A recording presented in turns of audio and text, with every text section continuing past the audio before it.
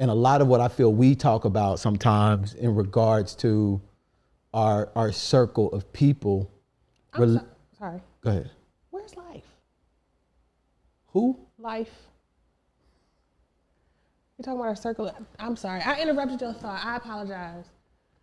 Your computer's there. Where's life? These kind of relationships that get disturbed when we don't take the time to know what it is to sing, to know how to get close to the mic again, or to get some singing doesn't make it happen, or maybe. welcome. Thank you. I ain't. Oh, I did say welcome. You welcome. You're welcome. I am. You are.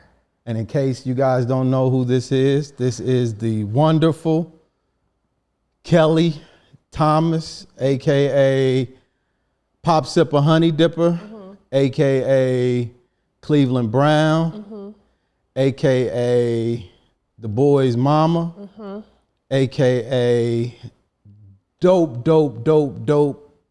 DJ, music aficionado, beautiful human being. Thank you. I am so glad that you're here. I'm glad that you asked me to be on here. It's an honor. It is. I asked you. I'm glad that you agreed. Come on. Hold on. Did I ask you, or did you say, "Hey, look, I'm coming on when I hit town"? 6 in one hand, half a dozen in the other. Okay. Thanks for. I did call you out. My bad. For those of you who don't know, she is one of the closest people I have in my life. She's more than a friend. She's like a sister, like just a. And anyway, we banter. We're gonna go back and forth a lot. But of all the people that I have in my life, I think you've had the most change, I'd say, over the last 5 years. Really? Yeah. Come on. Like, what? You disagree? No, it's just I'm always curious Okay. of how other people view So, things. You've had a child. Yes. Oh, right. Yeah. Oh, you forgot about Andrew? No, but just no. You moved from DC, Virginia, Maryland area to Cleveland, For a year. which we're going to talk about, which is your hometown. From Cleveland to Detroit, which are two huge things in and of themselves. You're engaged. You're a homeowner.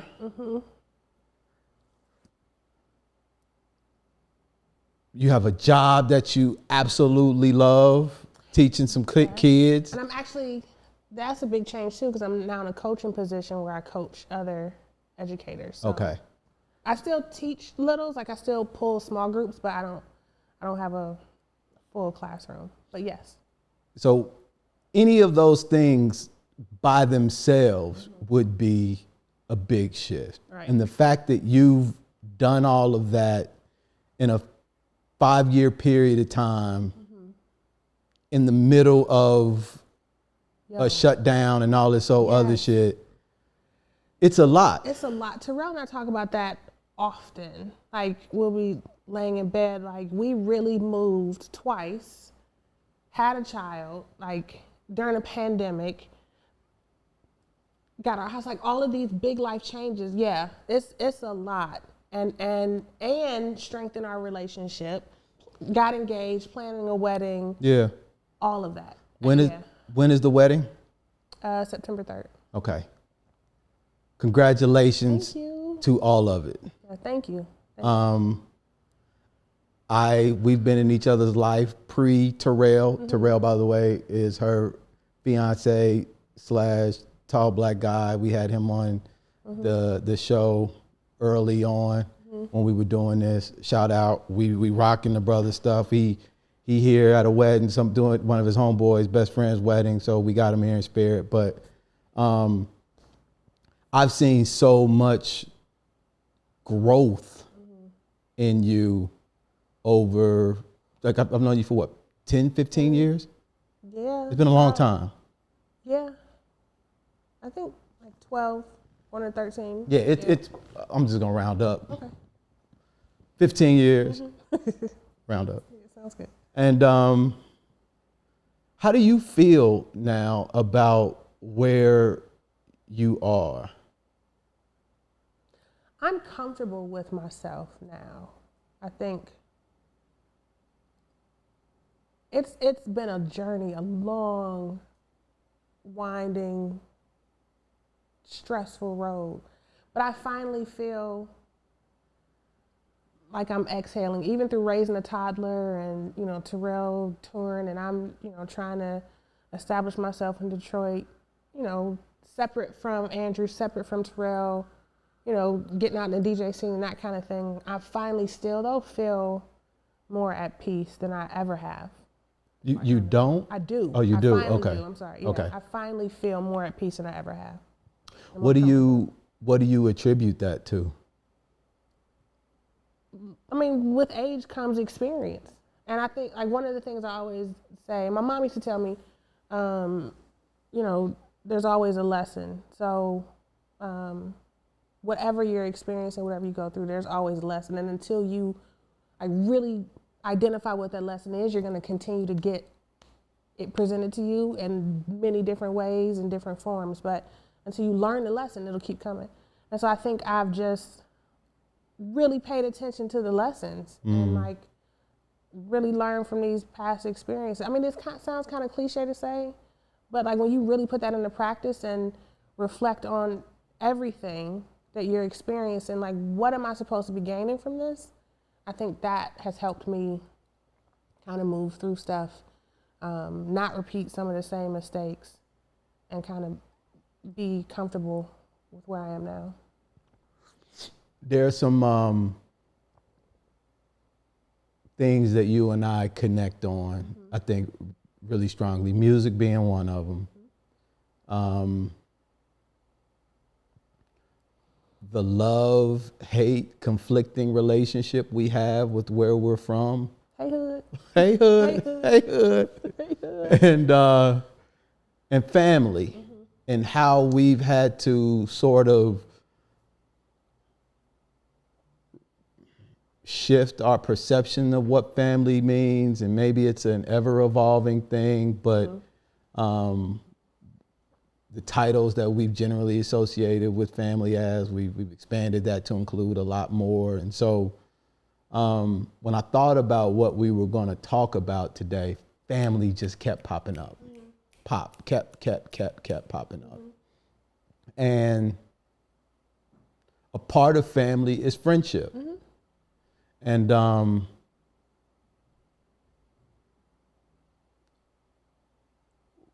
when you lived here, you initially had to move back to Cleveland, which is where you were initially from. Where you are from initially. My bad. What was it like growing up in Cleveland? It was a lot. So I grew up with my mom and my brother, single family, single parent household. My dad left when I was like 4. I don't remember a lot. I remember one time when I was 4. A lot of growing up, I don't remember. We lived in East Cleveland, suburb of Cleveland, but it's like, you know, a stone's throw from Cleveland. I mean, it was, you know, a typical neighborhood. We weren't like in the hood, but we weren't in a very affluent area, like lower middle class, I would say. Okay. My mom was a school teacher. We went to private school. outside of East Cleveland. When you say we, My brother and I. Okay. He went to a school called Gilmore Academy, and I went to Laurel School. and he's for older, girls. right? Yeah. Okay. I'm 41. He's 44. Yeah, but I mean, we still played in the neighborhood and had our neighborhood friends and stuff, and we still went on trips. We went on an annual trip to St. Pete Beach every May. She had like a timeshare, so we would go. One of our best friends, Aunt Judy, card parties and playing records in the basement, that kind of thing. So you described a lot of activities, but how do you feel? When you think back about how you felt during those times? How did you feel about that stuff at the time? I guess I just, I don't know that I felt one way or another about it. It was my mom, raising us, and this is just our experience. Okay. Yeah. I don't think at growing up in it, I didn't have any particular ill feelings. It was my mom, and this is our home. This is what life is. And did you guys have a tight-knit family? So my mom had two brothers, one older, one younger. So I'll start with saying I did not really grow up with my dad's side of the family much. They were around, but just kind of removed a bit. Okay. So my mom had two brothers, and then one of her brothers had two kids. So I had two cousins, two male cousins that we would, all the holidays and stuff, we would go to my grandma's house, and my grandmother, my grandfather. I was really close to my grandmother and my grandfather. They would come pick us up every Friday and drop us off on Sunday. So that was a great thing. And then, then we would end up playing outside with the kids in her neighborhood and establishing relationships on that side of town as well. So, so it, tight-knit. We gathered a lot. We did family events, like we did, Thanksgiving and Christmas and holidays and stuff. But tight-knit, no, we were not tight-knit, not at all. Because thinking back on things that they were not aware of, no, we were not tight. Is that something that you didn't recognize that at the time because it was all you pretty much knew? No. And then as I got older and things started falling apart, I don't know if we'll get into that or not, but as that stuff kind of started to unfold and become more prevalent and frequent, fights would happen, and then it kind of we stopped that stuff altogether. One of the things I also left out that was a big change is you lost your grandmother over this last 5-year period of time, which you played a really big role in her transitioning and taking care of her and all of that stuff too, in addition to having a newborn and moving and all that stuff. So that was something else I forgot to leave out that was also a part of a lot of this stuff going on. And the fact that you were really close to her is something that I wanted to make sure I added in there. So when you got older, let me take a step back. I want it to be more, I guess, of a conversation as opposed to me just asking you a bunch of questions. And I don't necessarily, I don't want to just have diarrhea of the mouth. I don't know where we're going, so. Yeah, I don't either. Okay. Fully. Okay. So when I was growing up with my mom and my family, my dad was more of like a peripheral fixture. I knew who he was. I knew I looked like him. I knew we had the same name, but he wasn't a consistent force in those formidable years of my life. So he lived in California. I would go to California to visit him during the summer and then come back, and that's where I would go and get my school clothes and hang out with my dad and go to summer school in California and all that kind of stuff and come back. Growing up, I had my mom, my grandma, similar to kind of like, and I had a younger brother who was 8 years younger. That was the only sibling that I actually grew up with. But this idea of family was kind of, that's all it was. I really didn't have anything to compare it to. So it was just what it was. But as I got older and started to see how other people's families were shaped and what they looked like, I couldn't help but contrast like mine and what was there and what wasn't there, and then try to look and see what parts of it I wanted to tweak and add. And I didn't know you could add. Right. You know, I didn't. Right. It's like, you know, a brother, a mother, a grandmother, and blah, blah, blah.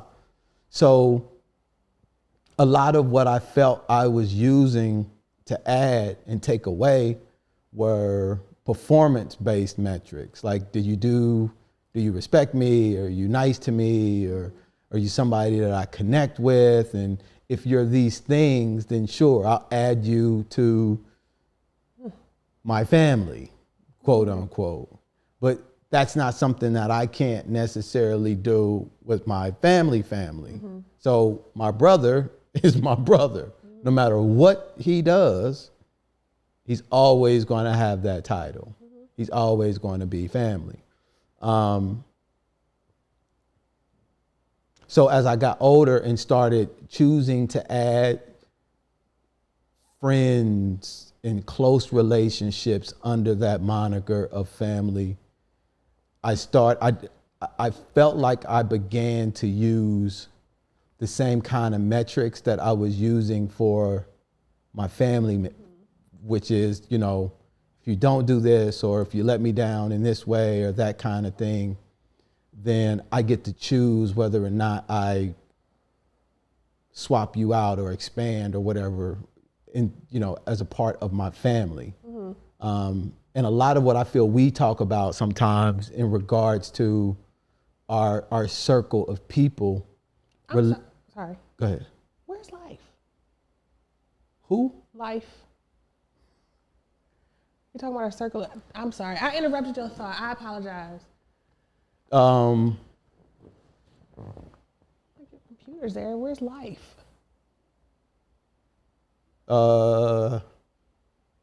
Life is,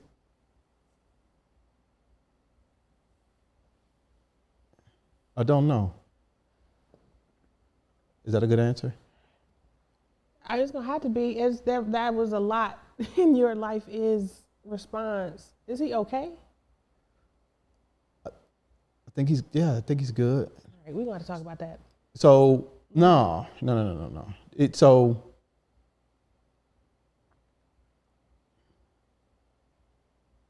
I'm sorry, I just totally messed up your.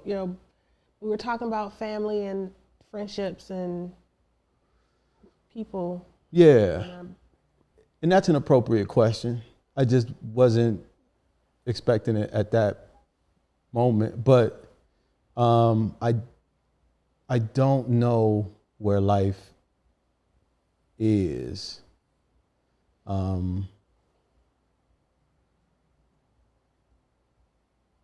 But he knows that I love him, and he knows that, I don't, if I were going to answer the question, like my ego would answer it in a lot more aggressive, angry way, because, you know, when you feel a certain way about something, then that's how you generally respond. But like the tune the fork response is that I don't know. and rather than inject a lot of infer whatever, then that wouldn't be true. I don't know. Okay. That's a long answer. Yeah, it was two words. Where's life? I don't know. Right. But that's relevant though to how we negotiate these relationships with people who we say are in our circle, and how much space do we give them when things aren't going the way that we want them, or we feel they should go. I don't know. Well, how do you do it?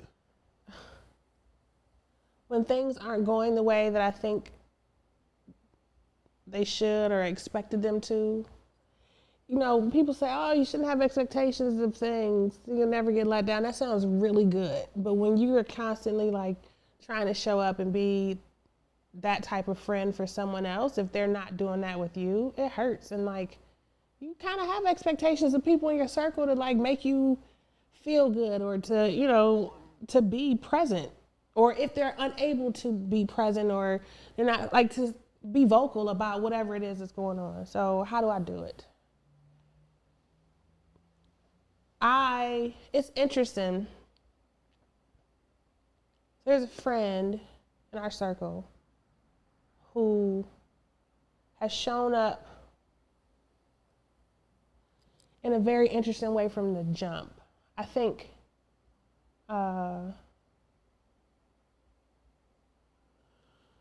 earlier on there was more of a connection, and I don't know what happened to kind of dim that connection. Like maybe the move or something, like, or, you know, the pandemic. Because even like the night before we moved to Cleveland, they came to visit and say goodbye and stuff and see the baby.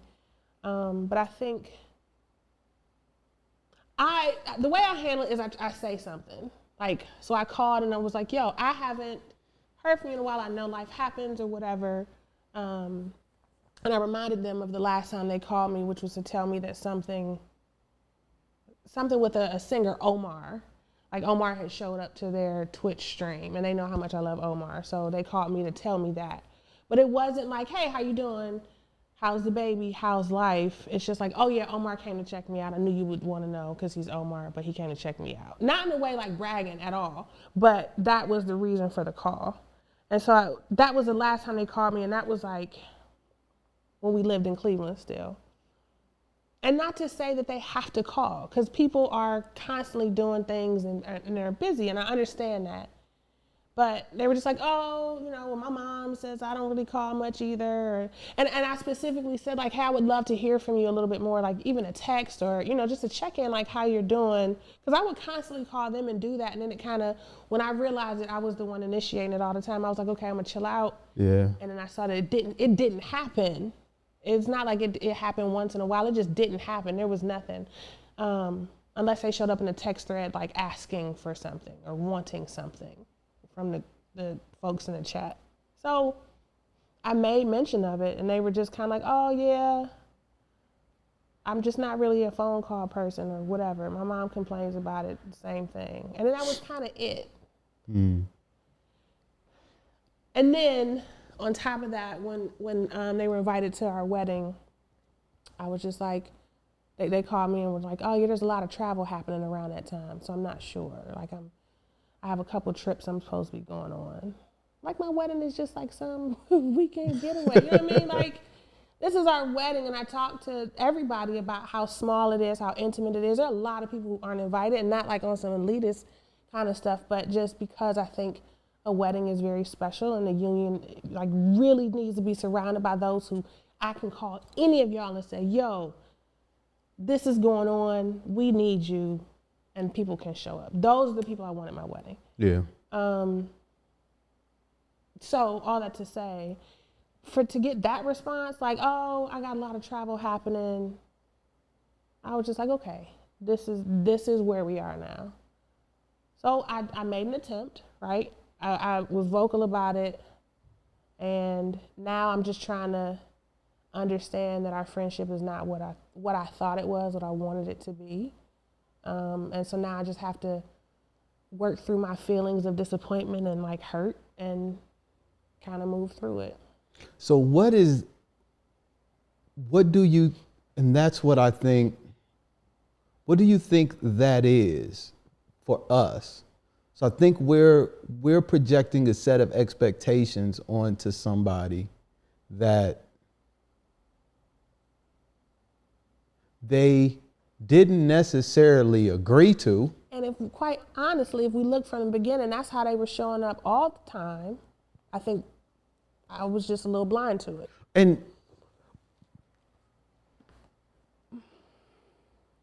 are they not friends or family because they can't meet that expectation? Not at all. So I ended like a 10-year friendship before I moved here, right after I had Andrew. The friend was just not supportive of my relationship with Terrell, and like did a whole bunch. It was wild. What happened? It's wild. So, and that wasn't the first time that some wild stuff had happened, but that was my last straw. Like, you're not gonna, like, you're gonna accept me and my kid, but not my mate. Right. Like, and you're just gonna act like he doesn't exist. Like, what was I saying? Oh, so I forgot my point. My memory is terrible. What did you ask?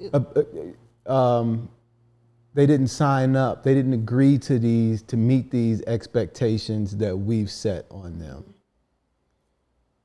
I don't remember where I was going, but no, they didn't. And so are they not friends?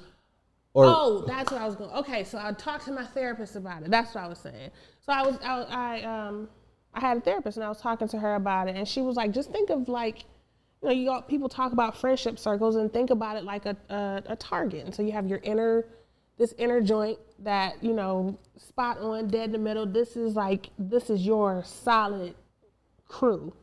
And then people exist on the whole target. Because I was really struggling with my relationship with my brother at the time too, which my relationship with my brother is awful. And I was talking to her about boundaries and setting boundaries with the friend who I was trying to work through. Am I gonna really end this friendship?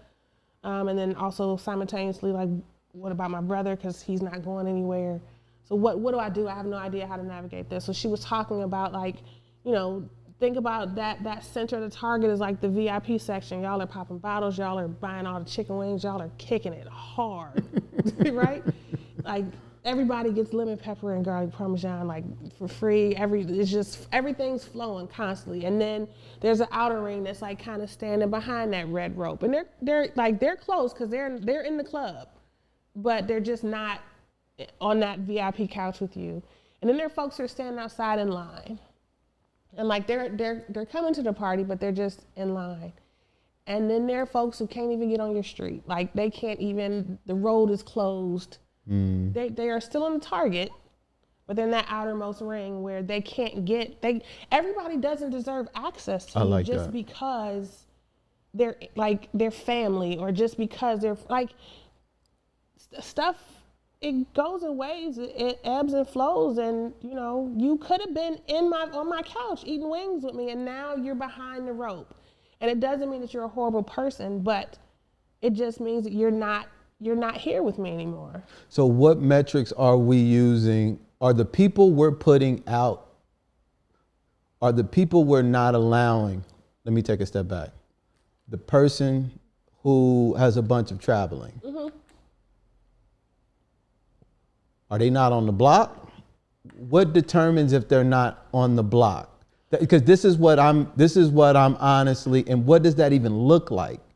I don't know, and I think it's different for everyone that you're dealing with. Like, my brother, like, I don't even think my brother knows where the party is. Like, I think he's not around the corner. He just doesn't know the party is happening.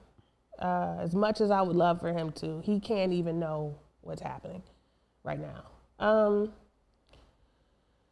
I just think it's different for every relationship, and I think it all is based on how is it making me feel. I'm a mom, I'm a partner, I'm a friend. Like, I'm all these things, and so to me, I have a responsibility to show up in a certain way for all of these things, for all of these people, and I just don't anymore. I think because of my life experience, I no longer have it in me to continue to pour into people or things that aren't gonna do the same for me. I did it forever. And I did it in the wrong way. I was pouring into empty cups. It was a mess. It was overflowing, and I just kept trying to pour into it. They're closing lids, and I'm keep trying to. So I no longer now, I don't have it in me. I don't, and it's nothing against that person anymore. And they have every right to tell me that they have a lot of travel, and clearly my wedding is not as important to them to be at as it is for me to have them. And that's fine. And I was vocal about our communication. And that it was kind of blown off, and that's fine. It hurts my feelings. Right. Yeah. It hurts. Yeah. Terribly, but not enough anymore for me to do more than what I already did. That sounds bad when I say it out loud, because then it's like, are they not worth it? That's the question.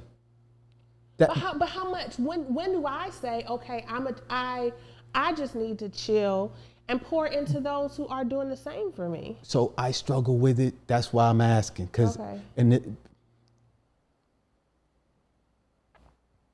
Zendo is the only person I have met.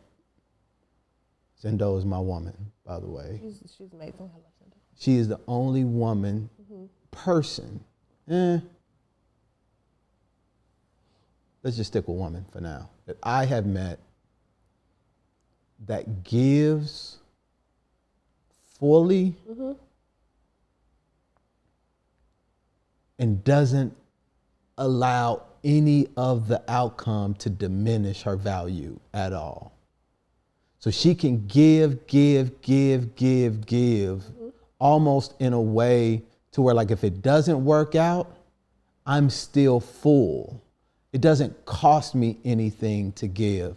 And I've never seen that, because most of the giving that I've seen my life growing up as a kid has been a performance-based thing. So I'm gonna give because I don't have a lot to give,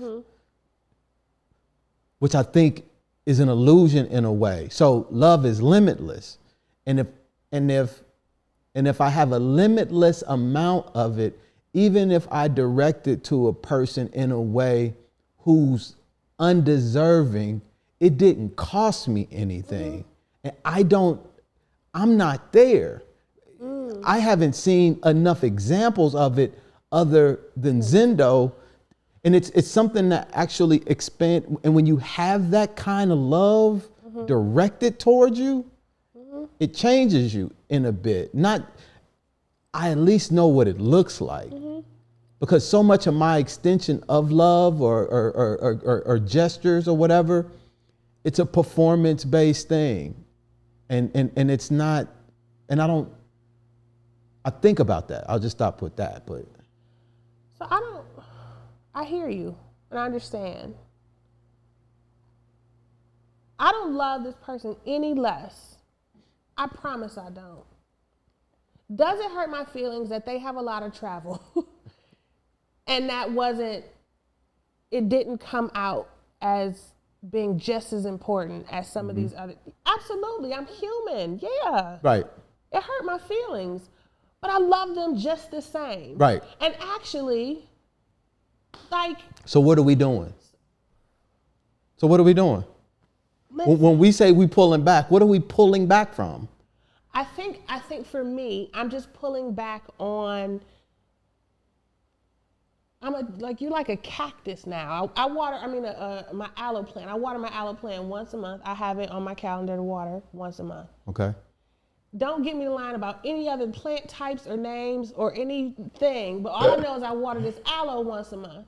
But I know that there are other plants that you have to water every 2 to 3 days. Yeah. I'm gonna water this aloe once a month. But that's beautiful. That's beautiful. Mm-hmm.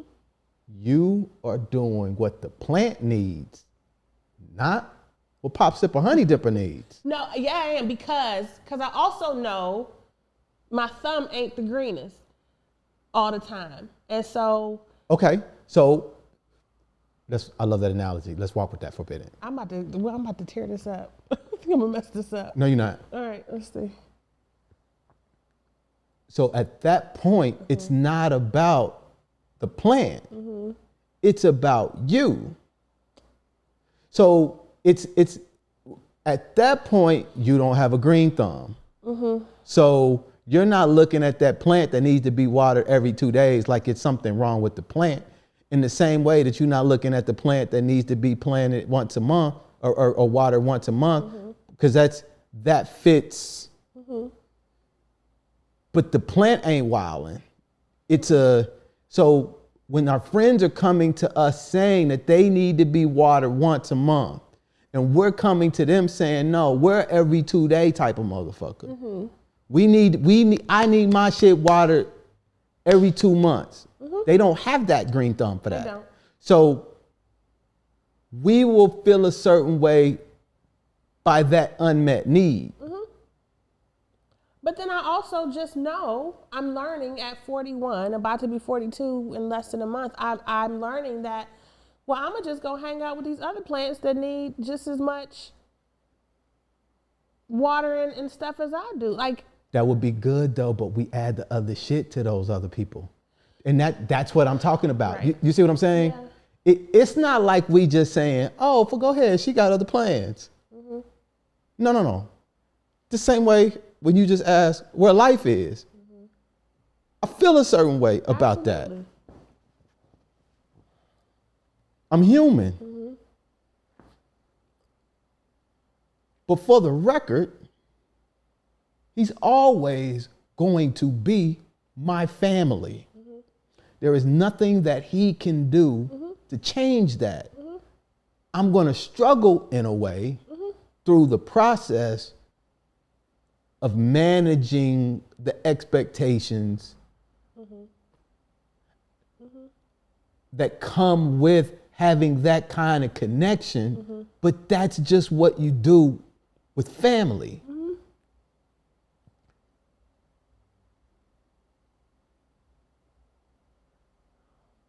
Because in the past, I think I've just been the discard type motherfucker. Here's the framework. Mm-hmm. Here's my expectation. If you can't meet that, you out. Mm-hmm. Circle is small. Room for error is small. And any sign of weakness, any sign of infraction, boom, you're out. Boom, you're out. Boom, you're out. And I don't know if that's the healthiest way. And the reality is, we'll do that in our relationships with our significant others sometimes, because we're evaluating whether or not we're going to be in this thing based on performances of certain like that. If you're meeting this expectation, if you're not meeting this expectation. And reality is they might not be able to meet these. They might be the once a month. They might be and when we're the every 2 day. So how do we manage the disparity in those intervals of needing to be watered so that we can maintain that? Because sometimes us needing to be watered every 2 weeks ain't got nothing to do with it's a want. And it's a want that comes from some childhood trauma shit. Absolutely. That we didn't get that wasn't met. But I also say there's again, I think, using my plant and then my target analogy, I don't know how to link those two, but I don't think that there's anything wrong with wanting or needing that. I I had a lot of childhood trauma. I experienced a lot. And I was looking to find approval and acceptance from people and looking in all of the wrong places.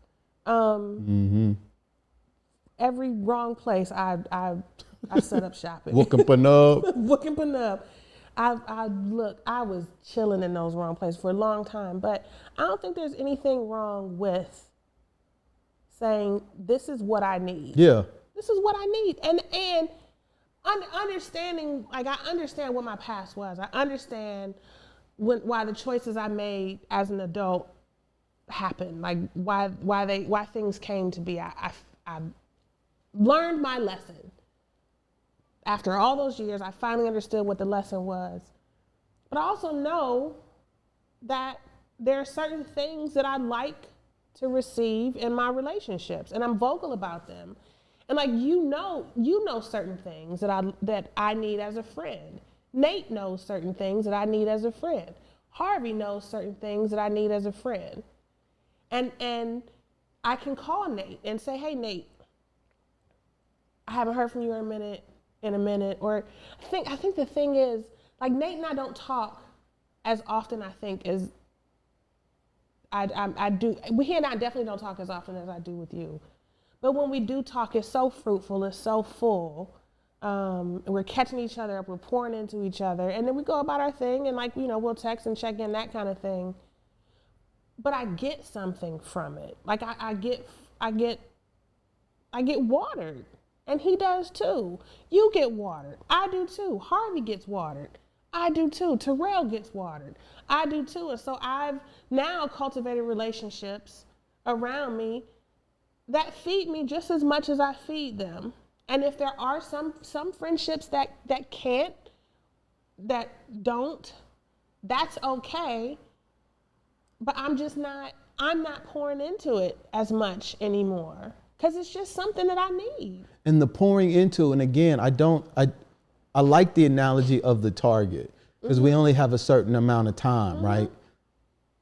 And it's only a certain number of seats in the VIP. And that sounds bad, like, oh, I'm this person that you got to get access to. But what does that mean, though? So, like, when you say, here's what I hear you say. Behind everything that you're saying, right? I'm hearing you say, my feelings are hurt. Absolutely. By you not being able to meet this need that I've expressed to you that I need, that I have, rather. How can we do what you're saying, do with more love? I think the problem with this relationship is that I thought it was different than what I'm seeing and what I'm getting. And when I say what I'm seeing, I mean, it's like you, this is extreme, but like waking up to a video of your dude cheating on you or something, you know what I mean? Or like, first off, I don't have a dude that would be cheating on me. Waking up to a video, you know what I'm trying to say. Like I'm watching, that's a lot. I see what you mean. I got you. Lot. But those are your expectations. Absolutely they are. So how do we as individuals recalibrate that to be more in line with reality with more love? Because it's all love. It's more pain. Like it's just as much pain and disappointment. Listen, why can't those things exist at the same time? They can, but one dominates. One is dominating. And I think for us, the pain and the disappointment is dominating, especially when we're talking about, it's not what, it's how. It's how we're doing these things. It's the voices that we're saying in our head. It's the rejection that we feel. Say that word again. What? Rejection. It's the rejection that we feel. I feel rejected by life. But so that's my initial reaction. I also have to accept the fact, I have to remind myself despite how I feel, that has nothing to do with me. And so how can I balance what I know about the situation versus what I feel? Because the feelings will start to dominate and take over. And now I start adding a bunch of shit on top of it when I'm saying, because listen, and what I'm adding on top of it will make me start feeling like he ain't in the party. He might not be in the building for that motherfucking party, but if I start another party on another thing, he gets to the VIP. Because this is what I'm talking about. And I don't know, because this is what I also, a part of this I feel also helps in our relationships with our significant others. Because we've got to find something that transcends the feelings about this stuff. Like if we know these people love us, like if we know that there's something going on that's separate from us, the person that you're talking about, there's something going on that has nothing to do with us. But when we look at the tape, when we look at the movie being played, everything about that bitch says, nah, that's you. Because the movie's being recorded, and there's all kind of actors and actresses in the movie, but we ain't in there. And this is how I feel like you the day when I called you and I was like, hey, am I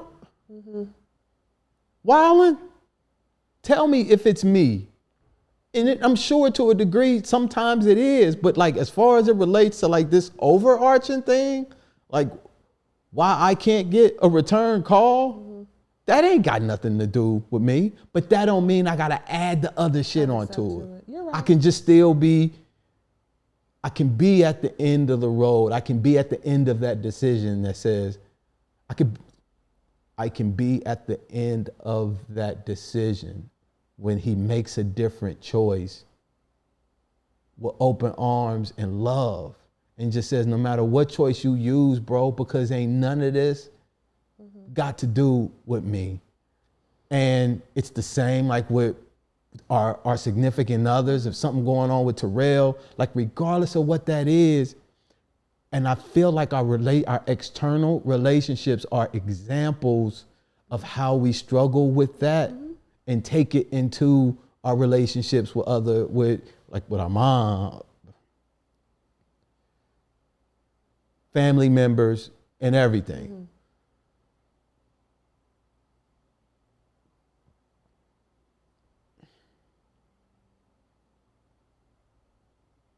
You good? So to answer your question, I don't know. Circling back around, I don't know how we do it. I don't know. I don't know. And I don't know that there's ever going to be a right or a wrong way. But damn it, I'm trying to work through it. Okay. I'm trying to work through my hurt. Yeah. I'm trying to work through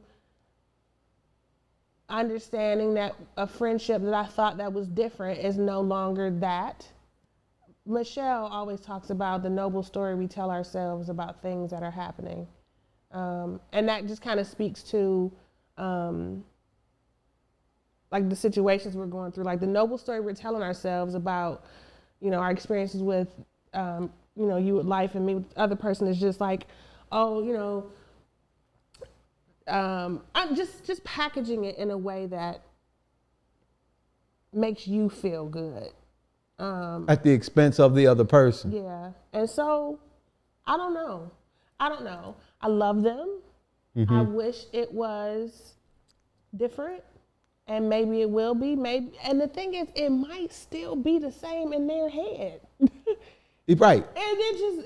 So I don't know. Because it's our relationship to this evaluation. And the reality is, that ain't the only person you doing this with. Life ain't the only person. This is how we show up. Yeah. This is just it. So I don't know. I struggle a lot with just expectations in relationships, and because I've been so heartbroken on so many different levels with so many different experiences, from my mom to my dad to my brother, losing my uncle Kenny, who I initially moved to Maryland with.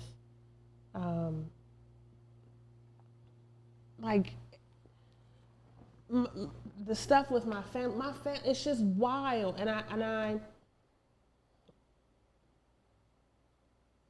I've just struggled with relationships, and I think because that's why, man,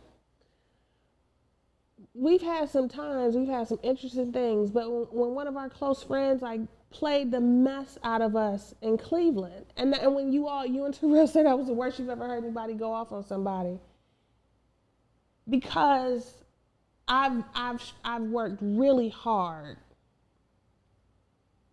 to kind of create something for me that feels good, that's genuine. Because for so long, coming up, it didn't feel good for my mom or my brother or my dad. It didn't feel good. And then I get into a relationship at 16 with somebody, and now looking back, it didn't feel good. And then the guys after, it didn't feel good. And some of the women that I got in, friendships, it didn't feel good. And finally, I know it feels good. I know what I have to provide. I know what I need. I know what I want. And so I'm cultivating this space that feels good and it's genuine.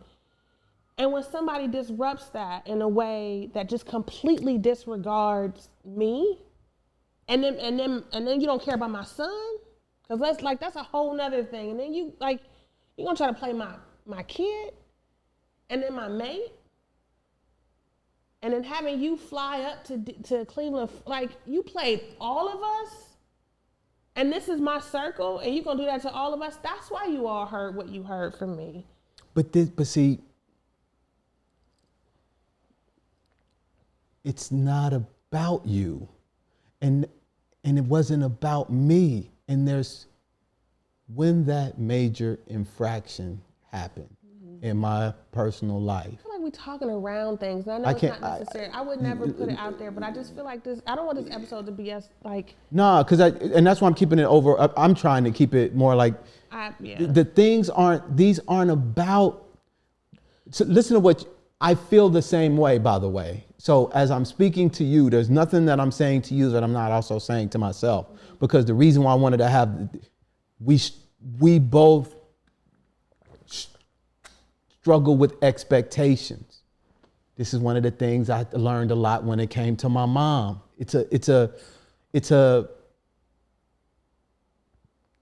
These things aren't happening because of us. And the work that we do isn't so that we can get a different result, because the result is something that we can't control. As hard as we work to get better, as hard as we work to create circles, we're not in this shit alone. So the person outside of us, there's nothing I can do about how they show up. No matter how much work we do. So if the expectation is for someone outside of us to adjust because we're doing something, that's unrealistic. No, I don't know. I don't expect people to adjust because I'm doing something specific. I think what I expect, what I want, it's hard to squeezing blood from a turnip, they say, right? So why do we want blood from a turnip? Why do we want that? Why am I asking somebody to give me something that I know they can't give? Right. Why am I asking my mom over and over again to do something that she doesn't have the capacity to do? Who's right? What's wrong with you? What's wrong with me? Yeah. Not her. And there's nothing wrong with her. Right. I think it just goes, I don't know. Stop asking me questions I don't know the answer to. You're just being real rigid. So there's I love our circle. Mm-hmm. I struggle with telling somebody what I need. Mm-hmm. Because I feel like it creates an opportunity for them to fail me. And when I feel like when I feel like someone is failing me, I feel like it's a personal affront on me. Mm. Like I take personal offense to that. Like I'm not enough. Mm-hmm. It's always connected to me. And I have to figure out a way to like disconnect that piece of it. But isn't every interaction with every human, like you show up with you, right? And they show up with them, yeah. But when you show up, you don't like show up to a party expecting to get pissed on. Like you show up to a party expecting to get a drink in your hand. So who's structuring the framework to say what's piss and what's water? I know what piss smell. I don't know what it feels like. It's what I know what getting pissed on feels. No, I don't know. I don't know what getting pissed on feels like. I know what it smells like. I know what it looks like. What with Andrew? So Terrell knows that. Terrell got it all, not me. But yeah. But it doesn't have. It can be. It's not. It's P because we say it's P, and if we're used to being, we're used. You were saying it before. We're used to not feeling good. Mm-hmm. We are keen and clear on what fuckery looks like. Mm-hmm. Now, I'm of the opinion that kind of lens can turn anything into fuckery. It's almost like if you look for it, you'll find it anywhere. Mm-hmm. Just because you're doing something to me doesn't mean I've got to call it that. No. So I'm assigning value to something based on what my perspective is. And I don't have to do that. I can call it something else. But I think for me, I don't know all your friends. But if one of your friends did something. Use Life. You know Life? I know Life. He was supposed to design my flyer. Listen. But it's so Life and I aren't super close. Like he's not like you and me or you and Nate. I mean, me and Nate, me and Harvey or whatever, me and Michelle. But so if Life did something to me, it wouldn't have the same effect as if you did. Or if. But why? Because the expectations. Expectations are just we don't have that kind of friendship. We don't have that kind of relationship. If Life got an invitation. If Life said there was a lot of travel happening, it's interesting because I just said it about the people getting invited in a close circle, but I think also I understand how Life has shown up just in general with me before. There's no bad blood between me and Life, like at all. We kick it when we see each other. We don't talk on the phone. We don't text and check in. We don't have that kind of relationship. So Life not showing up is not the same. I mean, he will be missed. I'd like for him to be there. We extended the invitation, but it's the expectations. It's the expectations. And the same. It might be different for him and Terrell because Terrell and him are closer than me. So I don't know. But sorry, go ahead. But so. That's what's happening is the same. It's the why and the expectations associated with the person that's different. So if you remove all of that, right? So if you remove expectations, if you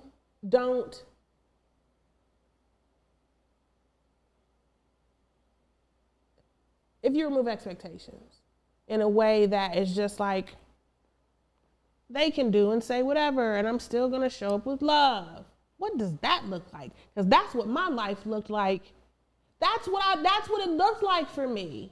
See, the lie is that there is a finite amount of love, and we think I don't think that there's a finite. No, what I'm What saying. does it cost you to? What does it cost? Removing yourself from a situation doesn't mean. Let me let you finish. So I think. What does that look like? Your life was what? Just loving people, and what? And getting pissed on. You and urine. Getting. But what is when you say that? What are you saying? What's happening? I was being used. I was definitely going after ridiculously out the gate emotionally and just unavailable dudes. But that ain't love, Kelly. But it was me pouring into something, searching for something back. Why are you calling that love? That could be fear. It could be. I think I was searching for love. I wanted somebody to love me back. And so I was pouring into it and showing up and trying to be the best and do the best. So when you are enough for you, there is no such thing. The requirement is the same. And the thing is, as it stands right now, I'm enough for me. Yes. I can still be upset. Yes. That there's so much traveling happening. I'm not going to ever, I got you. That was a response. Listen, I get it. That still bothers me. It should bother you. But you're human. And that's what I'm saying. What does it, you tell me, what does it look like if in an ideal Tuna Fork, James Shelby world, no matter what, you show up with love and nothing is about you, it's about what they're going through. Most times we don't even know what they're going through. We don't. They won't say shit. But then, I don't know, man. But what we do know is that it ain't about us, which is what we're telling ourselves for that period of time. It's an infraction. And this is what I mean when I say with Zendo. When I can love you with everything I have genuinely, now that doesn't mean you're being taken advantage of. I think we're adding some other stuff onto it, but I can still be full. Your rejection of that is not a reflection of me. When I feel like my love or someone's acceptance of it, or whether or not they accept is a reflection of me, then I'm going to be very mindful of who I show love to, because I'm trying to increase the probability that I'm showing love to somebody who's going to receive it, because my value is associated on who receives it when I extend it. I understand everything you're saying, and I agree with you. And not but and. Like I'm thinking about my brother right now. That's a touchy one. But if we go because let's talk about that in this instance. My brother has physically, he has beat me up. He's beat my mother up. He has cursed me. I've gotten called everything, anything and everything imaginable that you can say to your worst enemy, the person that you would spit on if you saw them, he has said to me across decades.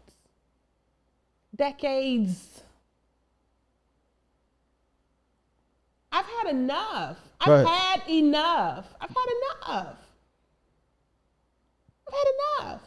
So what do you do? He's blocked. I love my brother. Okay. I love him. Okay. But I do not have to receive what he is trying to give me. And I absolutely know that has nothing to do with me. I know that for sure. Everything to do with how we grew up, what we received, what he was taught love was from a woman. It has everything to do with him. And I've tried to talk to him about things, and I've encouraged him and all of these things. And it's it's fascinating to me because he's like, I'm your brother. So that should be all the more reason that you shouldn't call me a fat bitch piece of trash, right? Like, that should be all the more reason that you shouldn't tell me that you're gonna kill me when you fucking see me. Because you're my brother. But there's this idea that because you're my brother, I have to be around. No. No. It's not a, how do you, how we fight matters. Zendo and I talk about that a lot. It's not just enough to fight back. How you fight back matters. It defines you in ways and shapes you in ways that I don't think we're necessarily always mindful of. So in the case of your brother, and even fighting might be too strong of a word, but you get to determine and create the framework for that. And the kind of energy that you put out into the world. Where you are and how you see the dynamics that are taking place, in most cases, is based on where we are in our growth path. And some of us are a lot further along in different ways and with different people. So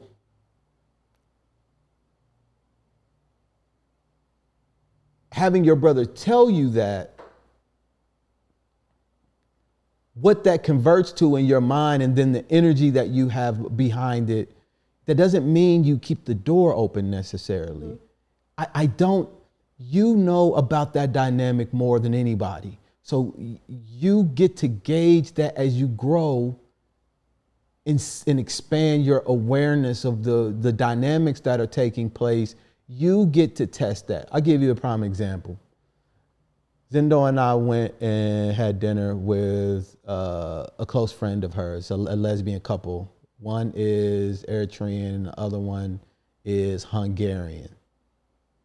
When the Eritrean came out to her mother that she was gay, I don't think it went over well, to say the least.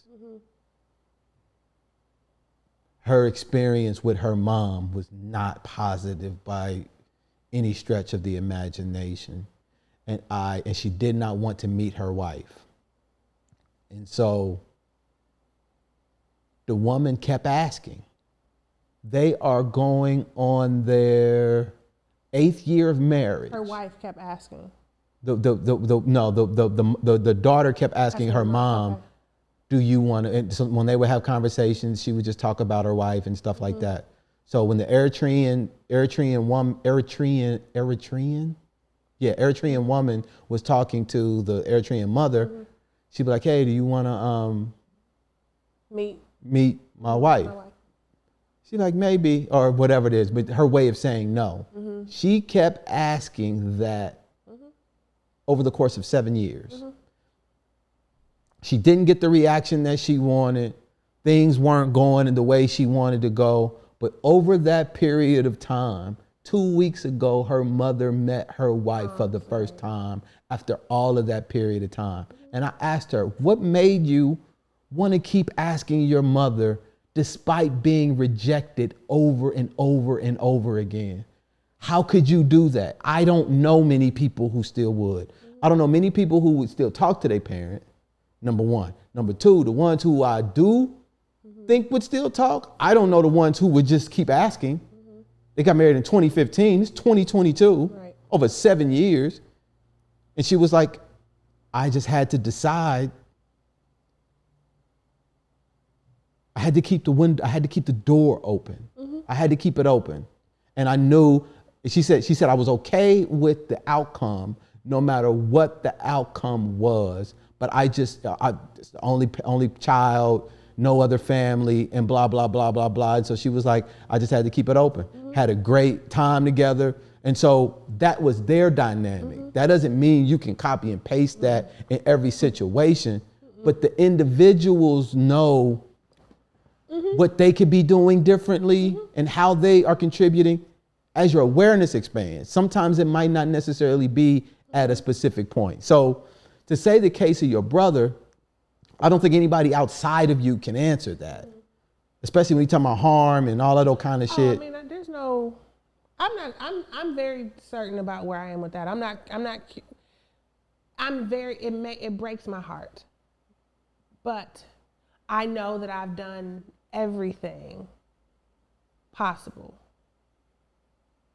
that I can to help it move to a better place. And I no longer, I don't have it in me. But the door is always open. See? No, I'm sorry. When I was pointing over here, I was talking about our friend who has a lot of travel happening. The door is always open. The door is always open. Because that response was just like, word. But the door is always open, for sure. I love her. For your brother? No, so my brother's over here. This door is, no. It's not always open. There's an opportunity for it to open again. There will always be an opportunity, I think, to open the door, but the door is bolted shut right now. There's absolutely an opportunity for that door to unlock and open up again, which Terrell's like, you better than me, because I would have, he's like, I'm cutting it to go. But and I think also because my family is very small, my mom's gone. I don't have much of a relationship with my dad outside of like Facebook and occasional text message. My grandma's gone. My uncle dad's gone. I call him my uncle dad, Uncle Kenny. It's interesting though. I'm thinking about family and doors being open. You know what? Maybe you can help me walk through this, because I don't understand what I'm doing. I was talking to Dana, who he grew up across the street. He's older than me, like helped raise me. He's like my big brother, just from the neighborhood, but he's like my big brother, but not related by blood. And he and I were talking last week, and I don't think either of us have done a very good job of remaining in contact with each other over the years. But like when I was in DC or Maryland, he is a truck driver, and he was running through the East Coast, and so he stopped and met Andrew and stuff, and he stopped before. He's always done more to reaching out to me than I have to him. I'll acknowledge that for sure. And I was talking to him about it. He was saying he was talking to some of the other cats from the neighborhood. Like, do you talk to Kelly? And they're just like, no, we just don't talk to her. And I told him, like, I don't know what that is for me. My grandmother had 10 brothers and sisters. There's a lot of us. Mm-hmm. And I don't know if it's because, so I'm related to the across the street, Dana, and then my family too. I'm just trying to figure things out, and I might be stumbling as I say it, but for me to have such a large family, I don't know if it's, like my immediate family was really small. And I don't know if it's because growing up, my grandparents and my mom they didn't really when we were really young, we would do like family things, I think, where it was more the extended family, but as we got older, we have family reunions and that kind of thing. But as we got older, like the holidays were, just us. And so it wasn't encouraged to really get to know the bigger family, the extended family members. And so like right now, the only extended family members I really have a close relationship with are my cousin Rodney, who's actually walking me down the aisle, and his dad, Wendy, and their mom, Shirley. I don't know what that's about for me. I've had, when I went to my grandmother's brother passed away a few years ago, Uncle Raymond, and I went to his funeral, and there was some extended family there. We exchanged phone numbers, or hey, and we text here and there. Is that just life getting in the way? Is it because I'm 40 and you're, 45, 50, and we just haven't. But then I know some people who meet new family members and they're just all gung ho, and we're running down family history, we're integrating it, and I don't know what that's about. I don't know what that's about for me. Am I afraid of that word? Or what comes along with my real family? Like, I know they're not going to show up like how my mom did or my brother does or my dad does. Well, I hope they wouldn't. I don't think that they would. But it's weird that I don't have that same, let's connect and let's start something new because we're related. Maybe because, I don't know, maybe because I've experienced so much negativity and hurt with my actual blood family that now the people that I call family, my friends, you all, I don't have that strong desire to, like, I don't have that need. That doesn't need to get filled for me. It's nothing against my other family members, like the extended family. I'm absolutely open and welcome to talking to them and all that, but like this strong desire to repair or to, nurture something, it's just not there. And I don't, so.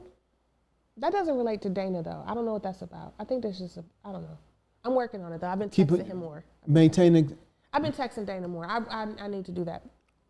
So imagine if everything you said, let me take a step back because I want to address. I have about 30 cousins. I'm the oldest. I didn't know that. Out of all of them. I'm similar to you. Now this is on my mother's side only. This doesn't. Yeah. I don't have the closest connection. All of this stuff requires a certain level of investment and an amount of time. And I think as we get older, especially like when kids come into play, when you want your kids to know that side of your family, and that's when some of the stuff starts to come up. But I don't think it's where do you want to put the work in? It's wild though, because we moved to Detroit. I mean, outside of the fact that it costs a ridiculous amount of money to raise a kid here, Cleveland was a pit stop. That was just 1 year thing because of Terrell's work. But the goal was to move to Detroit. That's where Terrell is originally from. His dad is there, his aunt, his uncle, his cousins, and then his mom is in Chicago, just 4 hours away. I was like, heck yeah, Andrew needs to go and be around. Like, I wanted Andrew to be around family. But I didn't, I don't know, maybe. Why don't you want him to know your people? I don't want him to know my brother right now. My brother met him once. No, I mean, like because I don't really know them. And I'm not like, they might do something to him, or I don't know these people. And but you were immediately open to him knowing Terrell's side of the people. I think also because Terrell's family does a really good, like they do a really good job of maintaining that closeness, of keeping in, like they all do. And I think they just all have. Even, he moved to the UK for 5 years. Him coming back, it was like he didn't skip a beat. I mean, they do game nights, and we go over Auntie's house all the time and just go spend the night. I go over Auntie's house with Andrew, and Terrell's with Zoe on the road. But I feel just as comfortable going and sleeping at Auntie's house. And I've known them, just since I got pregnant. So I haven't known them very long. But they make me feel like, I don't know, I was able to fall into it. Less work. Maybe that's what it is. It's going to require more work for me to get my 29 cousins together, or to reach out to them on any type of a frequent basis. Now, I could sit back here and be like, well, if they called me, yeah. Now, mind you, this could be the person that we talking about. That you were saying before. All of this stuff, when we want to do the work, we want the other person to do the work. And if we want to put some work into an area and that person don't want to put no work into that area, it's an infraction on us. Sometimes most time it ain't got nothing to do with us. So with my cousins, the 29 of them, I'm sure they're not thinking that I'm picking on them specifically. It's 29 of them. And when I do go, like when I'm going home on Thursday, I can't see everybody. You know how much shit I get when I can't see everybody?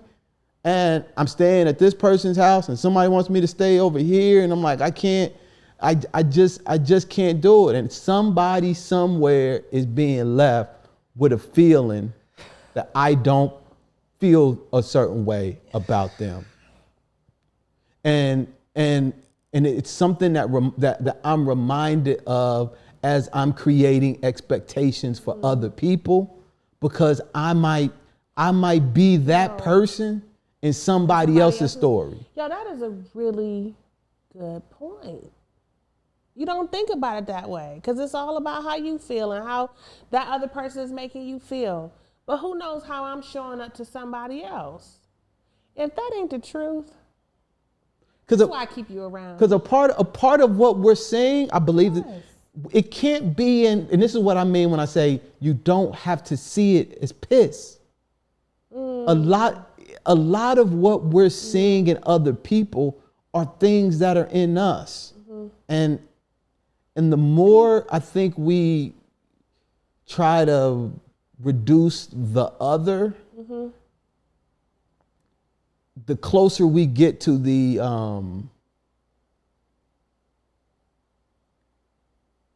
reality of the situation, and it's really about us just looking at how we're showing up.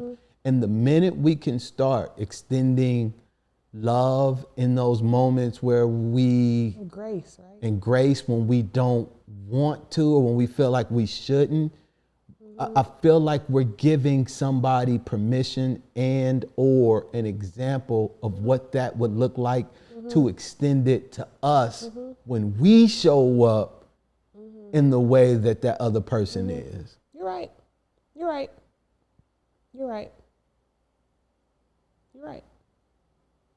There are differences. Because I know your brother gonna always. This my brother over here. Yeah, I keep doing like it's everybody. Yeah. My brother against everybody. Yeah. Against y'all whores. Yeah. What's Baltimore versus y'all whores. Yeah, my brother versus y'all whores. I mean, then the thing is, like my brother, like that's not common. I don't know. Maybe it is, but more so it's the other kind of relationships where sometimes it happens. What about the one with your dad? I don't know. What do you think about after that conversation that we had when we was in Detroit? Where I yelled at you when you made me mad? Cause can you repeat? Can you give a synopsis of that conversation?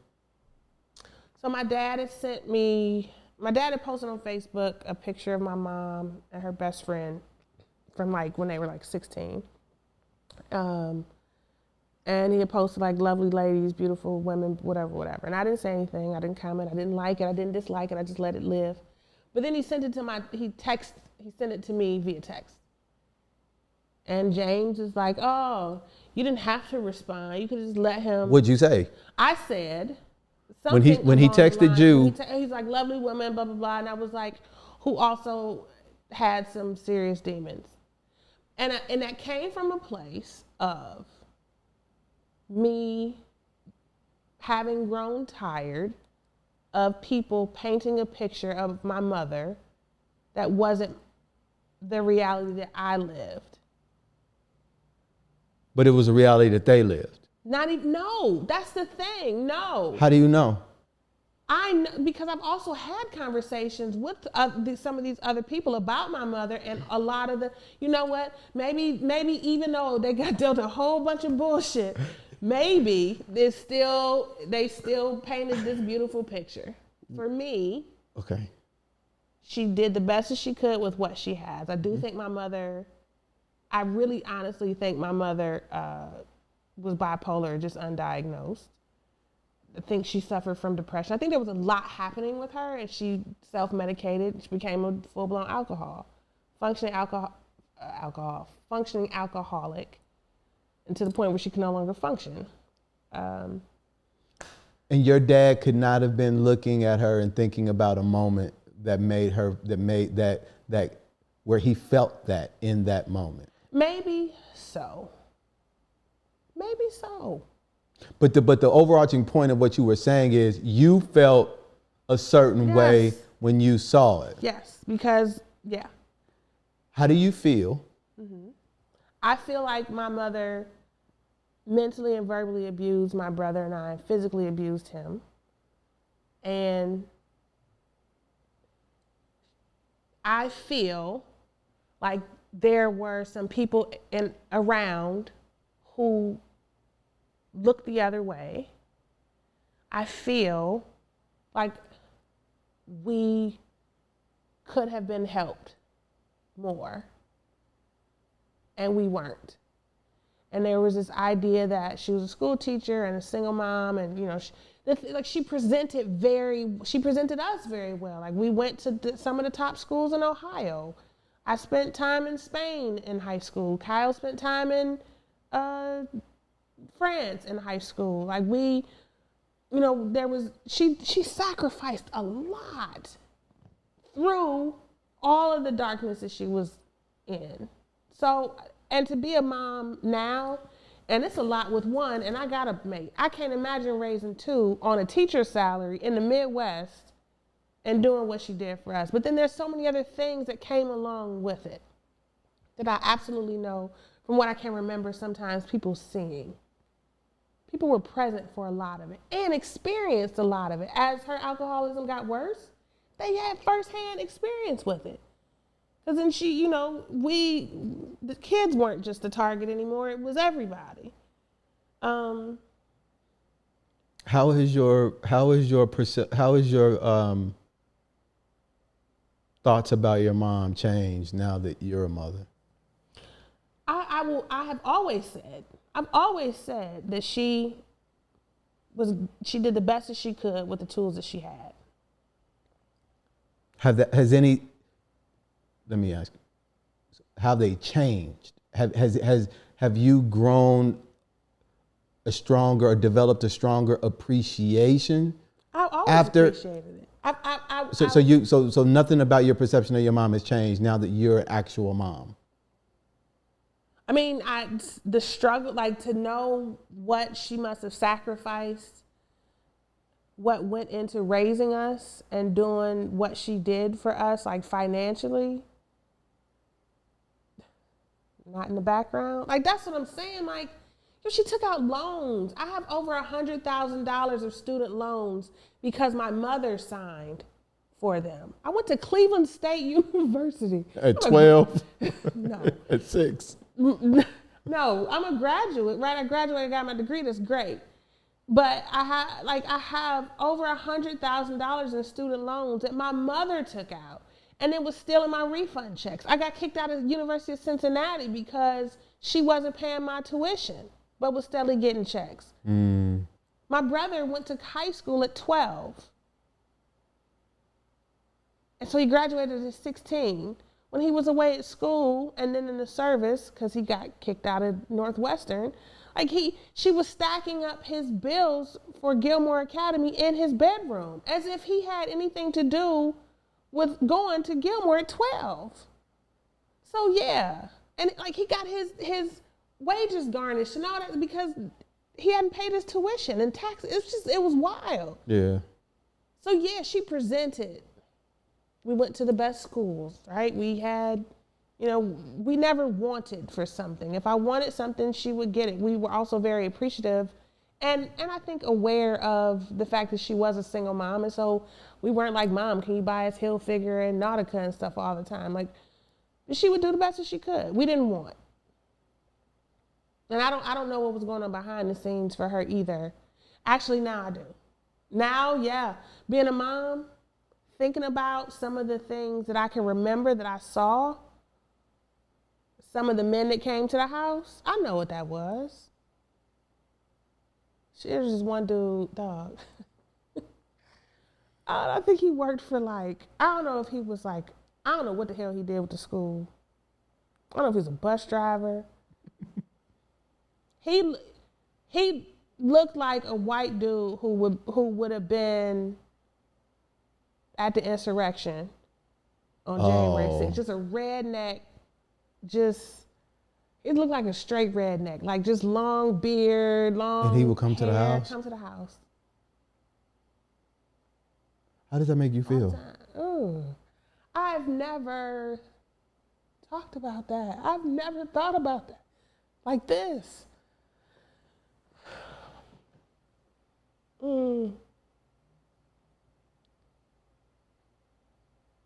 She did the best that she could with the tools that she had.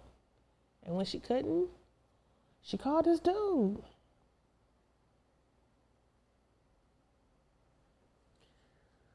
Oh, gosh. That just made me remember something that I don't even,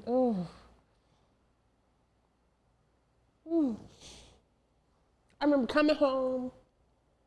I was maybe 16, 17.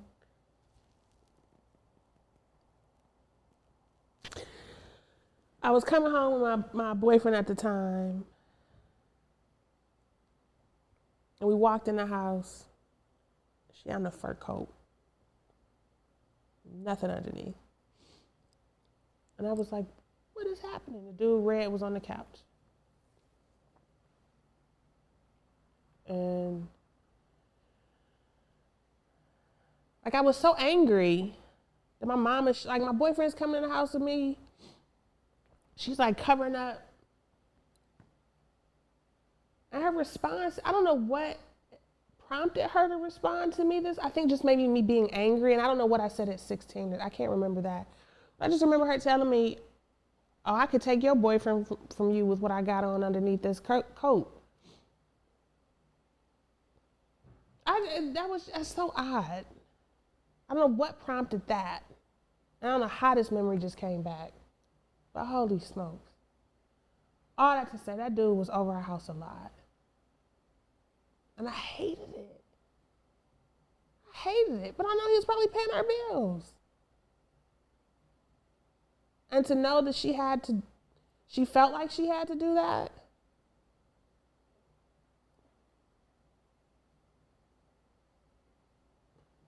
I'm going to Kansas City next week to interview my mom. That's exciting. No?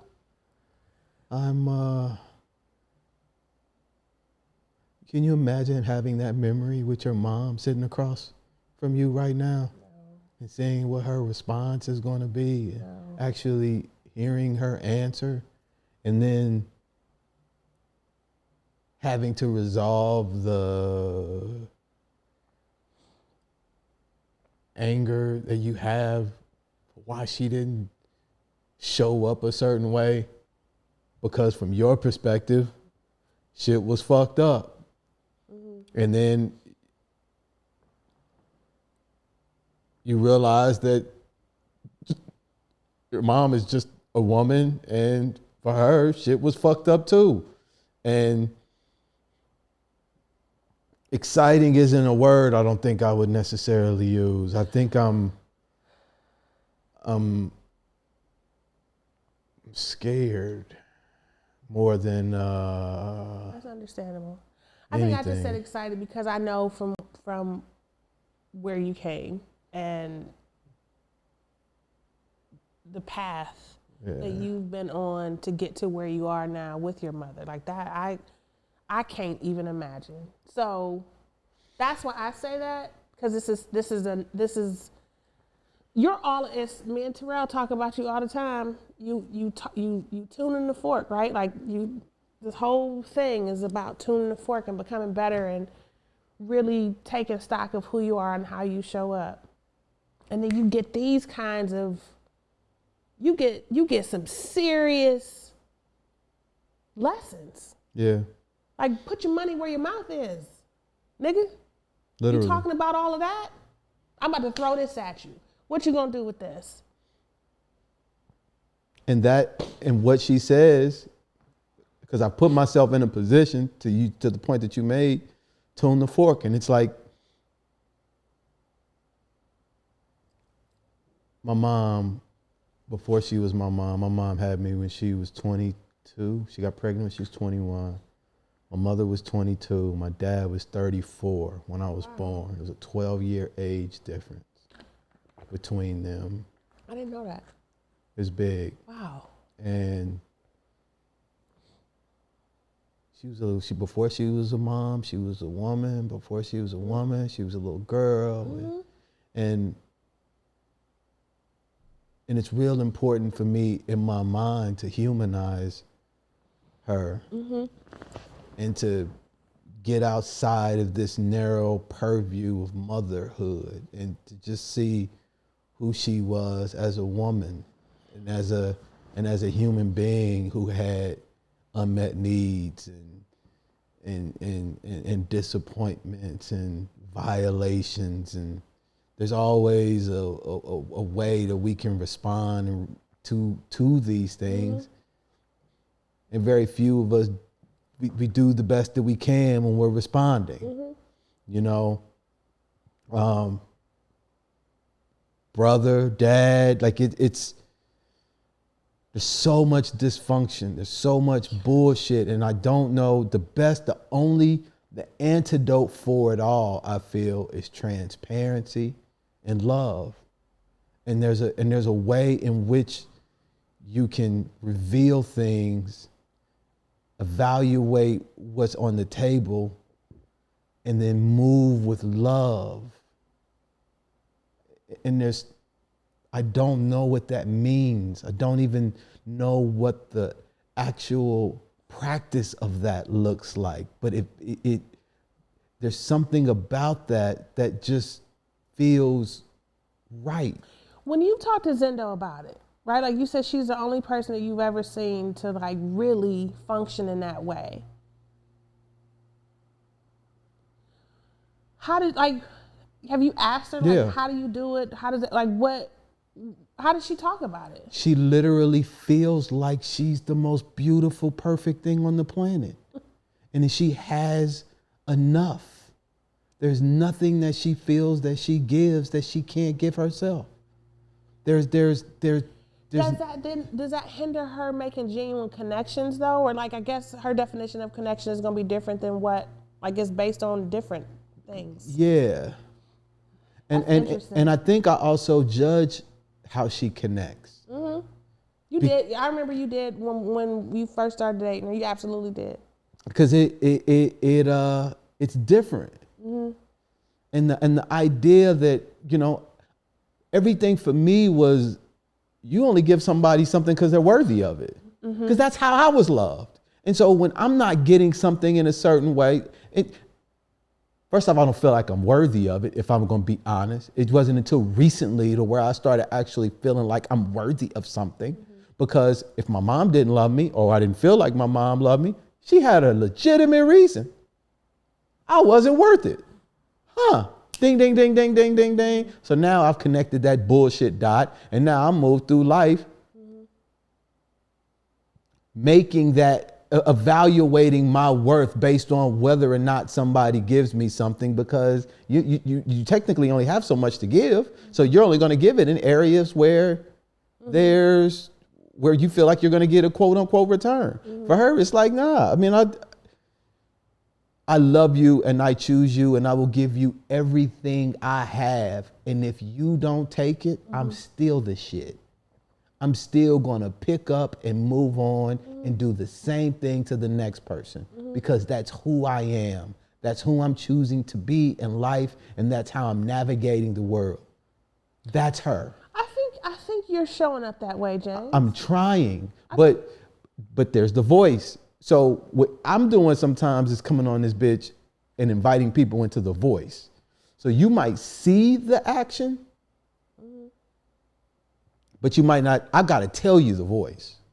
And sometimes that voice is the thing that I'm challenging. It bothers me when life doesn't call me back. It bothers me when he is ignoring my calls. So it wouldn't bother Zendo. Yeah, it would bother her. Okay. But she would leave the door open. She would leave the door open. She would leave the door open. You're leaving the door open too. I had an example. Yeah. I'm leaving the door open too. Yeah, that door.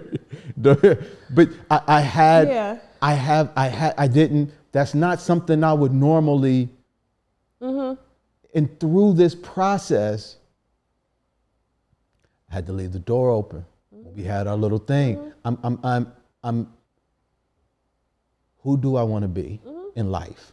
Like, who does Kellie want to be? What does she want Andrew to model?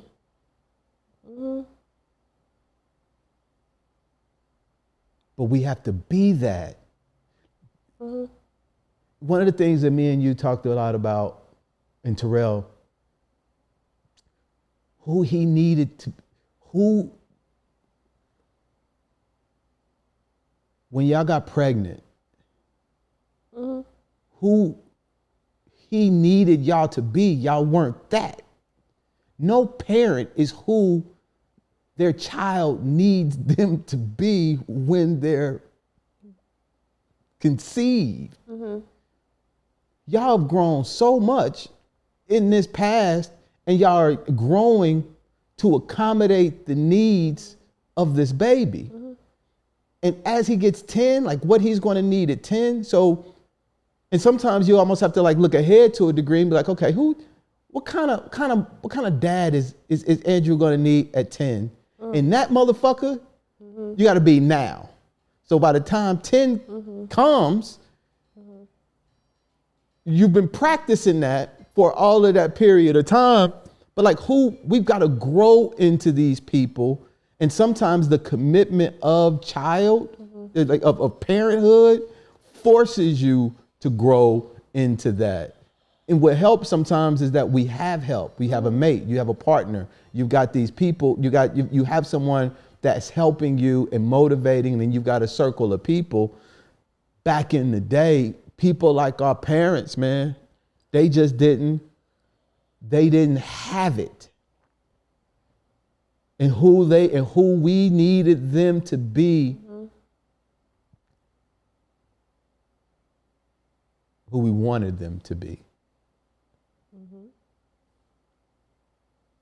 You know, there was a need. There were some needs that weren't being met. Like, quite frankly, as a child, there were some needs that weren't being met, and that's okay to say too. There's certain things that you need from your parent. Andrew needs me to stay on top of clipping his toenails, right? Like, he needs me to cook him his dinner. Nigga ain't gonna hop down out of his chair and go. Listen, he might. Listen, he's bright enough. He might. And Terrell. Car. Yeah, Terrell. No, you're. What I, in hindsight, when I look at the things that I was saying that I needed, and that's so. I got everything that I needed. Might not be true. I don't know what the fuck true is. I know that when I look back and where I am now and the wholeness and the fullness of me, I lacked nothing despite what I felt was missing. But that was in the moment and at the time. And that's what I mean when I say as we evolve and grow to become to see some of the stuff in a different way. Like, I'm still alive. Like, that's a beautiful fucking thing. And I've got all of my wits. I've got love in my heart. I've got an open mind. Despite, like, I got what I needed. And so in the moment, I need to eat. But 20 years from down the road, like that, me not eating at 2:00 on that Saturday, because my mom chose to go buy some alcohol as opposed to give me some food. In the grand scheme of things, you're looking at the illest nigga on the planet. Absolutely. So who won? Next to Terrell and Andrew, but yes. Who won? You won. We won. Over here? Experience you now. Over there? This door is bolted, though. It's just, he has to do that work. Yeah, he does. I can't do the work for him. Yeah. But there's still work you got to do, though. That does impact that. Well, the thing is, and Terrell and I love him so much. I just love that man. We do a really good job of like shouting each other out when we see growth in areas that needed a little bit of work prior to. It kind of helps keep you going. And Yeah. So I remember living in Maryland. We lived in that apartment when my brother would call. I'm talking, I'm yelling, I'm throwing stuff, I'm cussing, I'm jabbing back out the gate. And now, the last time I got a new phone that we just heard ring, and I apologize. But isn't that quite appropriate that it would be me on this episode? I thought you closed it. I thought I did too, but I checked it. Well, so we both messed up. That was my phone, but we did a great job. What if that was your brother? To that point, I got this new phone and didn't have him blocked on it, and so he called. And so every time he calls, it's almost like, okay, maybe this is the time that it's gonna be different. So I didn't send him a voicemail. I answered. And it always starts off the same. Hey, how you doing? Like, what's up? I can't call you. So it goes into that. I'm like, did anything change? But hold on. What? I tell you, No, hold on. What? we enter into these spaces with energy. Absolutely. I show up. Listen, this so deflated every time I pick up the phone with my brother. But he never fails me. He never fails me. Because he knows what I expect from him. This is the expectations. I'm saying he has a lot of hurt, and he's like, I mean, he's absolutely crying out for acceptance and love and all the things that. But we are too. Yeah. We, to a degree, we this is where the minute you can see yourself in your brother, that's the aim. When you can look at your phone and see you calling. Absolutely. So but I don't have to pick up for me. No. If I'm it's a dog. This is what it's how do I listen? It's not that we're accepting these people. So what? It's not that we're accepting the behavior. The way your energy shifts, we do this stuff in our own relationships, is what I'm saying. What I'm talking about, all your brother and your dad and my mom and my people represent, they're just examples of a bigger thing. These people, the reason why they are important in the process is because they are going to reflect progress. Back to my point, Terrell saw this last time my brother called, went off the handles, called me all tight. It was good for a second, as good as it was going to be without it really being good. Prior to the what he normally gives me. But then it like he was trying everything. He was trying everything. I'm smarter than you. I graduated 16. Okay. I went to Northwestern. Okay. Nice. Right. I should have said nice, but I was like, oh, okay. So he was saying all this stuff, and I was like, okay, so what now? Why'd you say all that? I'm just letting you know. Like, okay, thank you. So now what? Where do we go? And he was like, I think I threw him off because I wasn't like, oh, fuck you, you know. I don't have to. The thing is, I know now. My brother feels bad enough about where he is in life, in everything, without me ever having to say anything else to him. And so that absolutely drives him to speak with me and treat me the way that he does. I understand that. Like I said before, I know that how he treats me has nothing to do with me. He doesn't have a relationship. He has destroyed, and it's really sad because I'm watching him like my mother did. He is going that same path that my mother did. Started off with the family, right? Like destroying the family relationships, and now it's just expanding to everyone. Like Dana, the guy I talked about earlier, Kyle could cuss any and everybody out. Dana was off limits. Not anymore. Which for me, like for Dana to tell me what happened with them, I'm like, oh. Like he's really just, like it just instantly, I sank, like and what he did was terrible. But for him to do that, like, oh, he's gone. Not to say he can't come back.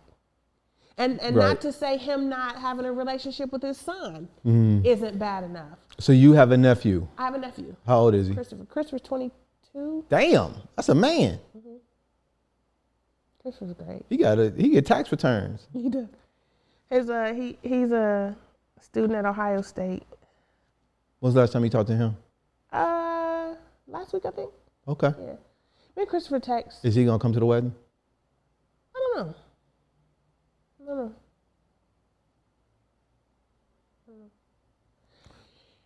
If he came, he might come with his mom. And while I'm so grateful of of how she raised him and that she's, I got you. His mom and her energy is not really something that I would want at the wedding. If he came by himself, absolutely. Yeah. I feel you. But I don't know that I wouldn't. And it's hard to be like, hey man, you can come, but just don't bring your mama. I can't say that, right? Like I can't say that. It's and they're tough. like really close. Yeah. And yeah. So I would love for him to come. And I've been quite honestly, I'm going to tell him about it. I haven't told him about it. If he decides to come, I'll pay for him to come on his own, but I don't know how to say that. Say to it. him. Just say it. He probably would be. He knows, I think. I think if you just say, because what happened, it's another one of them, it's another wedge opportunity. Yeah.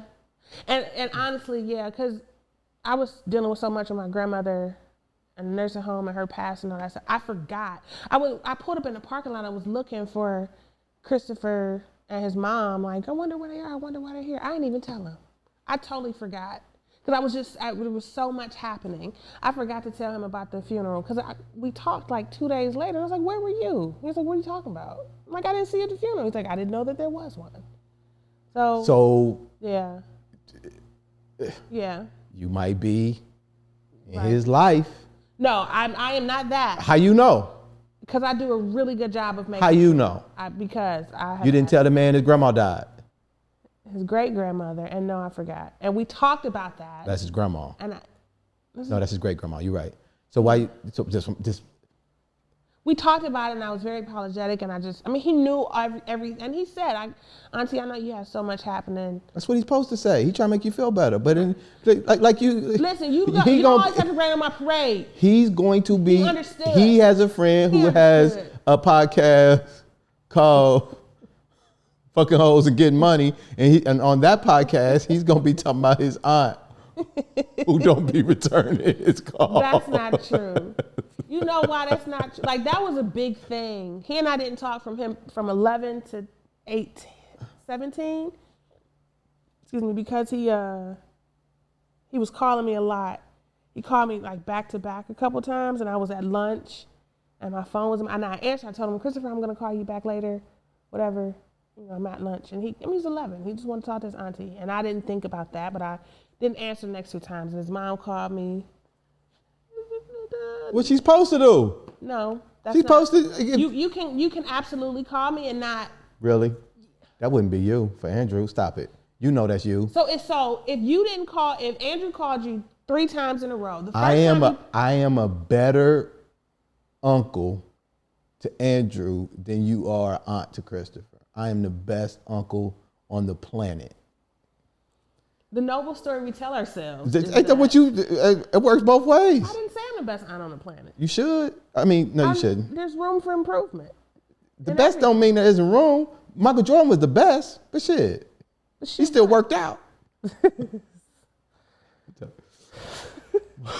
She's like, what? You're not comparing yourself to Jordan. I'm the Jordan of uncles. I'm like,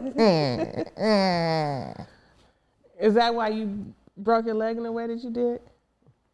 Too soon, man. That was like 7 years ago. Listen, anything sooner than never is too soon. Did you just? I did. I see. Oh, that's horrible. That was funny. I'm sorry.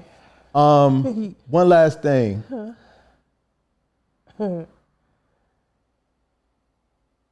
Yes. What's up? I'm so proud of you and Terrell. Thank you. Your commitment and loyalty to one another is something that I wish more people got a front seat to watch and participate in like I do. Like it hasn't been easy for y'all, and it's not going to be easy moving forward. And I don't think you guys are choosing to take this next step like under any type of false pretenses. I think it's the exact opposite. But I'm glad that you guys are doing it, man. Me too. It is, everything about it just feels right. And I mean, I'm sure everybody who gets married and then some who end up divorced feel like it just feels right. But I just think we're actively doing the work, and we're talking about it and like reflecting on it and shouting each other out. When we argue, it's not like it was before. The time between argument and reconciliation has shortened a lot. What happens during the argument, the things that are said, more pointed, more to the point. Like, it's just, we're doing the work. We both are doing the work. And it's so dope because we'll even like shout each other out. Like, you did a really good job this time of X, Y, and Z. Like, I appreciate that about you. And, you know, that's helpful. It's helpful. We're constantly giving each other compliments about who we are as people. Not like, oh, you know, I like how your shorts look on you, or, you know, how your shoulders are. It's not that kind of thing. We compliment each other's aesthetics too, but more so, like he said, I was telling him how a friend of mine out in Oakland, she calls me a lot about her son. He's going to second grade, and she talks to me through things about how she's feeling about his teacher, showing up in school, and like, you know, just kind of get my advice, my insight, my teacher expertise. And Terrell, I was telling him about that yesterday, and he was just like, I just am really, he's like, it's such a pleasure to have a front row seat to you as an educator. He's like, because you pour into these, and then he just went on this whole thing about how he sees what I do at work, how that translates with Andrew, and how he sees, because before, remember at the beginning, you a teacher, you think you know better than me because I ain't a teacher. And that's how you was coming off though, too. Absolutely, it was. Yeah. But now it's not that way. It's like, hey, I have this depth of knowledge. Let's use this to better our kid. And now he is more accepting of it because he understands that I feel like he brings just as much to the table as I do. How did you get past that? Like, so I'm gonna be outside observer. You had a lot of legitimate reasons for standing firm on your ideas about certain things, on how a kid's supposed to be dealt with because of your training. And Terrell just being a nigga. It's just like, and there's value in both, right? So, and y'all butted heads in the. How did y'all get to a point to where you were able to see value in his perspective, despite all of the certificates and knowledge, and how was he able to see value in that despite his nigger certificate? You think, I think a couple ways. I had to constantly remind him that simply because I'm saying this doesn't diminish who you are. And I think me saying that I started to believe it. It's not that I didn't believe it. It's just that I was operating in a way that's like, oh, I know better because I'm a teacher. Or I deal with kids. You don't. So let me, like, listen to me. I know this. You don't know this stuff. And then once I stopped coming off that way and started saying that, it was like, yeah, he does. Like, you know, he's not breaking him. He's, and then I've been starting to watch the relationship that he and Andrew have developed. Andrew walks around the house with his little baseball cap on all the time now because that's what Dad does. Or, you know, it's the little nuances that I see in Andrew and like how he just loves his father. Terrell was cutting the grass the other day and Andrew cried his face off because I had to take him to school instead of letting him mow the lawn with his little blower, his bubble blower, because he wanted to do it with his dad. I think understanding that, and when I was able to relate it to, when I told Terrell, I studied and I study about child development the same way that you study about this expensive ass Prophet or whatever you got, whatever this machine is, whatever this new piece of software you have, you study it forward and backwards. You watch videos, you read articles, you play with it, and that's how you create what you create. The same way you do that with that Prophet is the same way I do that with child development. I'm not going to profess to know more than you, but it doesn't diminish me as a DJ or as a musician because I don't know as much as you do. Quite frankly, if I wanted to learn the Prophet, I'm going to come to you and ask you because I know that you know this joint inside and out. Same thing. And anything I'm saying is for the betterment of our kid. Yeah. And that's the common goal, is to make sure we don't break Andrew. So how do you, so despite having all of that though, there still is. He had to start believing it too. Well, but there's still a man-son dynamic there that might not necessarily an intelligence because of that might not necessarily always be factored into the intellectual side of it. But I think you, and I'm saying that to say is from an outside observer, I think you recognize that and have created room. Absolutely. So it's not, I don't think it's just about you saying, oh, this is this Prophet and this is what I'm studying. That's studying. Somebody else could say I'm studying and be like, I'm getting ready to occupy the whole motherfucking 100%. My knowledge base includes all of it. And maybe that was a degree of how it was coming off in the beginning. But I think in what he was saying, like, nah, it's this man, son, this man thing. So even though you've said I'm studying this, you still got room for that, which is important. It's important. I mean, that's his dad.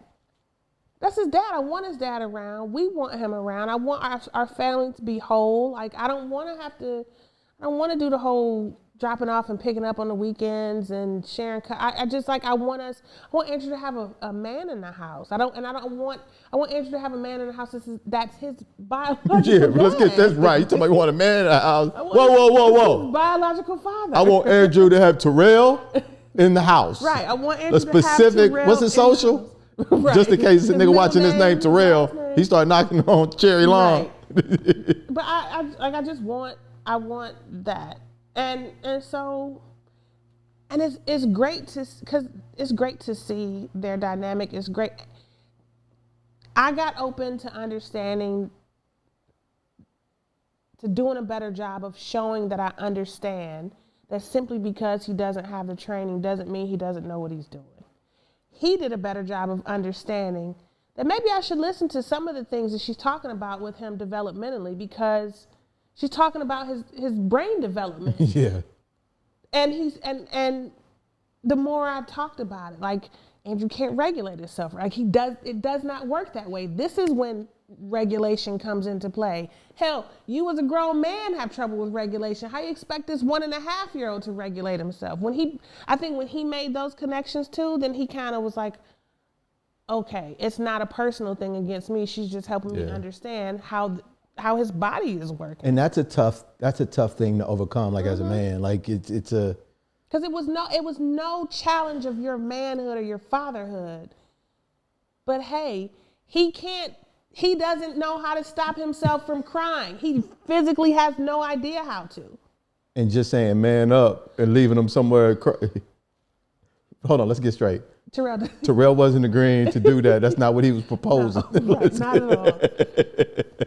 But, you know, now and it's great to hear him say, you know, he's only 2. He can't do that right now. Y'all have grown so much, man. Obviously, I've known you longer than I've known him, but like the path that you two have taken to get here and all of the changes that you both have made, and having Andrew here is such a blessing to have him in my life, and for you guys to let me I am beyond grateful for that, and I'm looking forward to the rest of our lives as family. I know we started off with talking about family and friends, and I'll say this.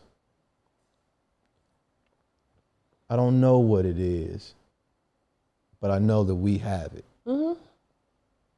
And I will invest in that. I will continue to invest in that to my fullest for as long as I am alive. And I thank you so much for coming on here, gracing Tune the Fork, and asking me about life. Uppercase L. And Alabama life. Doors always open. Always. Doors always open.